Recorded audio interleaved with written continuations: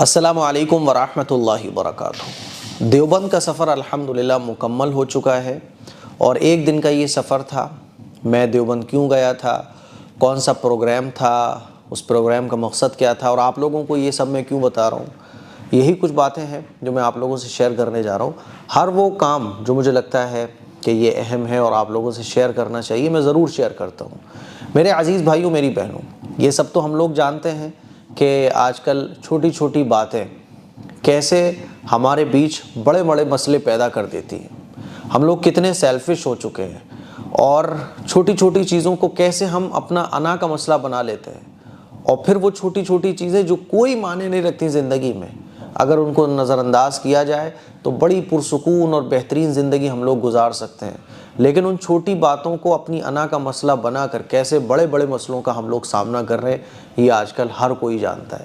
کچھ دن پہلے کی بات ہے، دو چھوٹے چھوٹے بچوں میں آپس میں لڑائی ہو گئی، تو گھر کا کوئی بڑا اس میں انوالو ہوا، اور پھر دھیرے دھیرے یہ مسئلہ جو ہے نا دو خاندانوں کا مسئلہ بن گیا۔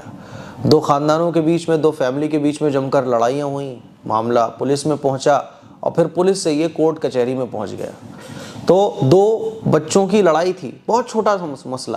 بچے جب آپس میں کھیلتے ہیں تو لڑائی بھی لڑتے ہیں، بچوں کی دوستیاں، لڑائیاں بھی ہوتی ہیں، دوستی بھی ہوتی ہے، اور بچوں کی لڑائی تو ایسی ہوتی ہے کہ گھر والوں کی لڑائی باقی رہے گی زندگی بھر کی، لیکن بچے بعد میں بولنا شروع کر دیں گے۔ پھر گھر کے بڑے ہی بچوں کو بول رہے ہوتے ہیں فلاں سے مت بولا کر تو۔ بچے بڑے صاف دل کے ہوتے ہیں، لیکن ہم لوگ چونکہ بہت سیلفش ہو چکے ہیں، چھوٹی چھوٹی باتوں کو ہم اپنا انا سے جوڑ دیتے ہیں، جس کی وجہ سے بڑے بڑے مسئلوں کا ہمیں سامنا کرنا پڑتا ہے۔ آج آپ دیکھیے کہ تھانوں میں مسلمانوں کے جھگڑے کتنے آتے ہیں، کورٹ کچہریوں میں مسلمانوں کی پرابلمز کتنی زیادہ ہیں، اور کوئی بہت بڑے مسئلے نہیں ہیں، زمین جائیداد کے مسئلے ہوں یا کوئی بہت بڑی لڑائی جھگڑے ہوں، چھوٹی چھوٹی چیزوں کے مسئلے ہیں۔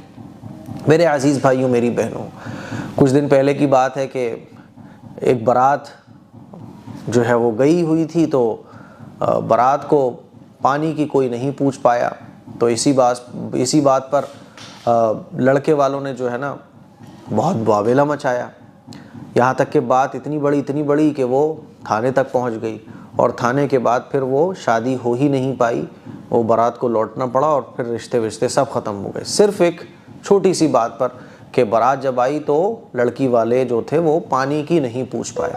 ایسے بہت سارے مسئلے ہوتے ہیں کہ مجھے کرسی کی نہیں پوچھا، شادی کے بعد تمہارے گھر والوں نے مجھے یہ نہیں دیا، لڑکی کے الگ مسئلے، لڑکے کے الگ مسئلے۔ تو یہ چھوٹے چھوٹے مسئلے ہیں جنہوں نے ہماری زندگی کو بد سے بدتر بنا دیا ہے۔ انہی مسئلوں کے لیے دیوبند جانا ہوا تھا۔ دیوبند میں ایک پروگرام تھا، کئی ضلعوں کے علماء اکرام کو بلایا گیا تھا، اور آپس میں ایک ڈسکشن تھا کہ ایک نظام ہمارے معاشرے میں، ہمارے ضلعوں میں، ہمارے علاقوں میں، ہمارے ایریوں میں محکمہ شرعیہ کا ہونا چاہیے۔ آپ اس کو کہہ سکتے ہیں کہ ہماری آپس کے جھگڑوں کو سلجھانے کے لیے ایک دفتر ہونا چاہیے، ایک کیبنٹ ہونا چاہیے، ایک آفس ہونا چاہیے، ہماری خود کی ایک چھوٹی سی عدالت ہونا چاہیے، جس میں ہم کسی کو اپنا بڑا مان کر اپنے مسئلے ان کے سامنے رکھیں، اور کورٹ کچہری، تھانے، پولیس اور آپس کے اختلافات، آپسی رنجشوں سے بچ سکیں۔ اس کے لیے یہ پروگرام رکھا گیا تھا۔ تو وہاں یہی ڈسکس ہوا کہ کیسے ہم اپنے علاقوں میں اپنی اصلاح کریں، اپنے لوگوں کی اصلاح کریں، اپنے نوجوانوں کی اصلاح کریں، اپنی پوری سوسائٹی کی اصلاح کریں۔ اور کرناٹک کے کئی علاقے ایسے سامنے آئے جہاں کے بارے میں یہ پتہ چلا کہ ان علاقوں میں کوئی تھانہ ہی نہیں ہے۔ تھانہ کیوں نہیں ہے؟ کیونکہ وہاں کرائم ہوتے ہی نہیں ہیں، چوری چکاریاں، آپس کی رپورٹس ہوتی ہی نہیں ہیں۔ ہمارے یہاں کیا ہوتا ہے، مزدور دب کے مر گیا، ایک کے ہاں وہ کام کر رہا تھا تو وہ مٹی گری، وہ دب گیا، ایک جگہ مر گیا تھا، تو وہاں پھر کیا ہوا، 4-5 لاکھ روپے دے کر مالک کو اپنی جان چھڑانی پڑی۔ اور ابھی حال ہی میں ہمارے علاقے میں ایک مزدور مٹی میں دب کے گھائل ہو گیا، تو لوگوں نے اسے بھڑکایا تو کیس کر دے ان کے اوپر، 50 یا 1 لاکھ روپے ان کو دینے ہی پڑیں گے ہر حال میں۔ وہ تو ہم وہاں پہنچے، ہم نے کہا نہیں بھائی، اس میں اس بیچارے مالک کی کیا غلطی ہے، رہی بات کہ تم غریب ہو تو خرچہ پانی ہم اٹھائیں گے، ہم نے اس کا علاج وغیرہ کرایا۔ تو اس طرح سے جو ہماری اصلاح نہ ہونے کی وجہ سے معاشرے میں بگاڑ آتا ہے، اس کی رپورٹ کر دو، ہے نا, یا دھوکے سے کسی سے کچھ لگ گیا تو اس کو لوٹنے کی کوشش. چاروں طرف معاشرے میں بگاڑ ہونے کی وجہ سے ہر طرح کی برائیاں ہماری سوسائٹی میں ہیں. تو یہ برائیاں کیسے ختم ہوں, کیسے ہمارے چھوٹے چھوٹے مسئلے باہر تک نہ پہنچنے پائیں, اور اس میں ہمارے ملک کی ترقی بھی ہے, ہمارے اپنی قوم کی بھی ترقی ہے. تھانوں میں جب کیس نہیں پہنچیں گے تو تھانے والے لوگ بھی خوش اور آرام کی زندگی گزاریں گے. عدالتوں میں کتنے لاکھوں کروڑوں معاملات پینڈنگ میں پڑے رہتے ہیں, سالوں سال چلتے رہتے ہیں. کیوں؟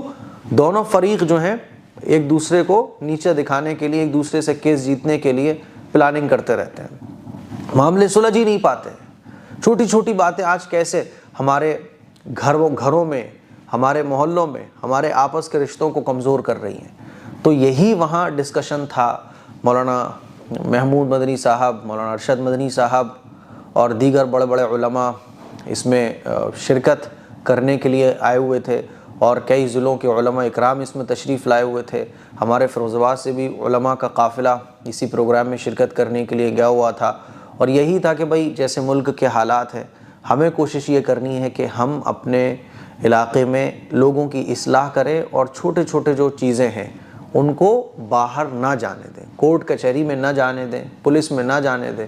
آپس میں ہی ہم کسی کو بڑا مان لیں, اور اس کے لیے محکمہ شرعیہ کا قیام, امارت شرعیہ کا قیام, جس میں شریعت کے مطابق ہم لوگ اپنے مسائل کو سلجھانے کی کوشش کریں. مان لیجئے میاں بیوی کا جھگڑا ہے, وہ جھگڑا سالو نہیں ہو پا رہا, تو یہ جو ضلع میں محکمہ شرعیہ کے آفس ہوں گے, دفتر ہوں گے, اور اگر نہ بھی ہوں تو ہم اپنے شہر مفتی سے یا کسی ایسے بڑے سے جس کی بات کو دونوں لوگ مان سکتے ہو, آپس میں مشورہ کر لیں کہ بھئی یہ اگر ہمارے مسئلے کو جیسے سالو کر دیں, ہم اس پر اتفاق کر لیں گے, تو کورٹ کچہری جانے سے بھی بچیں گے, رنجشوں سے بھی بچیں گے, بے سکونی سے بھی بچیں گے, فضول پیسے کی بربادی سے بھی ہم لوگ بچیں گے, ہے نا, اور زندگی بھی ہماری پرسکون رہے گی.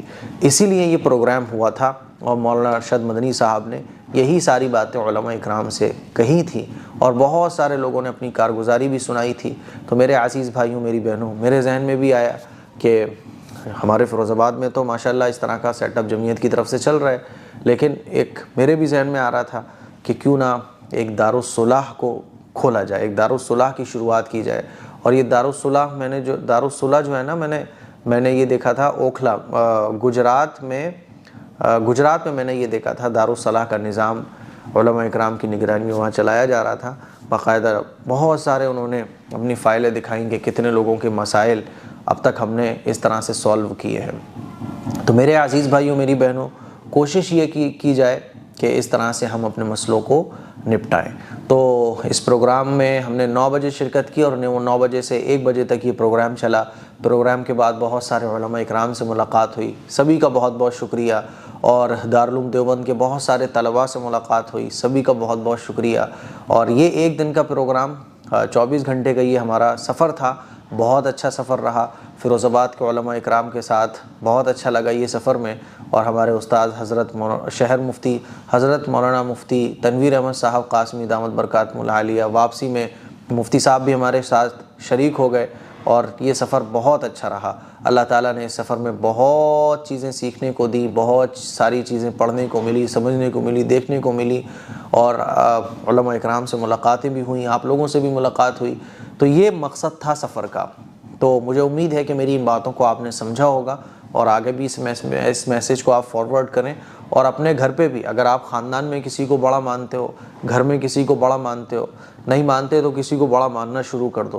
یہی مسئلہ ہے کہ جب ہم نے اپنے بڑوں کو بڑا ماننا ختم کر دیا نا, تو پھر غیر ہم پہ مسلط ہو گئے, اور غیروں کو پھر ہمیں بڑا ماننا پڑ رہا ہے. اسی لیے کہا جاتا ہے کہ گھر میں کسی کو بڑا بناؤ, باپ کو بڑا بنا لو, دادا کو بڑا بنا لو, استاذ کو بڑا بنا لو, کسی کو بڑا بنا لو, اور ایسا بڑا بناؤ کہ آخری فیصلہ اگر آپ کر دو گے تو اس فیصلے کو ہم مان لیں گے. جب ہم نے اپنے بڑوں کو بڑا ماننا چھوڑ دیا, تو پھر غیروں کو ہم نے بڑا ماننا شروع کر دیا, چاہے وہ مجبوری میں کیوں نہ ہو. اسی لیے میری ان باتوں پر عمل کریں. السلام علیکم ورحمۃ اللہ وبرکاتہ.